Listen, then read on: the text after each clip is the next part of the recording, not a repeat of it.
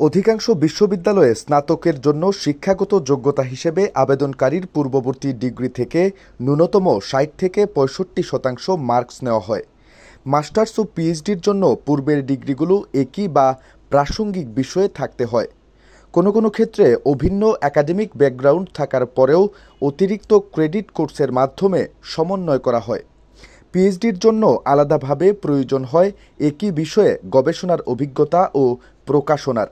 এছাড়া সেমিনার ও কনফারেন্সের মতো পাঠ্যক্রম বহির্ভূত ক্রিয়াকলাপ অতিরিক্ত মান সংযোজন করে। এমবিএর ক্ষেত্রে ফ্রান্সের শীর্ষ বিজনেস স্কুলগুলোতে আবেদনের জন্য কমপক্ষে ৩ থেকে ৫ বছরের কাজের অভিজ্ঞতা থাকতে হয়। প্রাথমিক নিরীক্ষণে মূল্যায়ন করা হয় জিআরই কিংবা জিমেটের স্কোরকে। সাম্প্রতিক শিক্ষাবর্ষগুলোতে পাঠদানের মাধ্যম হিসেবে ইংরেজিকে ব্যবহার করা হচ্ছে। বিশেষ করে ব্যবস্থাপনা, প্রকৌশল ও রাষ্ট্রবিজ্ঞানের মতো বিষয়গুলোর ক্লাস ইংরেজিতে করানো হয়। তাই ইংরেজি ভাষা দক্ষতার জন্য প্রয়োজন হবে টোয়েফল এবং আইইএলটিএস-এর। তবে বিষয় নির্বাচনের ক্ষেত্রে আরও বেশি বিকল্প পেতে হলে ফরাসি ভাষাকে গুরুত্ব দিতে হবে। বিদেশি এই ভাষার দক্ষতা খণ্ডকালীন চাকরি এবং পড়াশোনা শেষে ভালো চাকরি পাওয়ার জন্য অপরিহার্য। পড়াশোনা শেষে চাকরি ও স্থায়ী বসবাসের সুযোগ।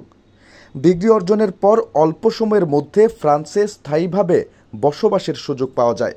এর জন্য স্নাতক সম্পন্নকারীদের অবশ্যই ফ্রান্সে নিবন্ধিত কোনো কোম্পানিতে চাকরি নিতে হবে। তারপর সেই চাকরিতে বহাল থাকতে হবে প্রায় ৩.৫ বছর। স্থায়ী বসবাসের সুযোগ সুবিধা অর্জনের জন্য অবশ্যই প্রতি মাসে আয়কর দিতে হবে।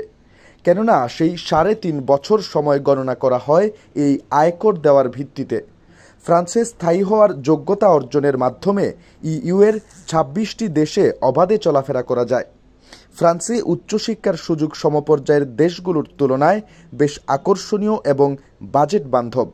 বিশেষত সরকারি অর্থায়নে পরিচালিত বিশ্ববিদ্যালয়গুলো বাংলাদেশের মেধাবীদের জন্য কেরিয়ার গড়ার চমৎকার উপায়।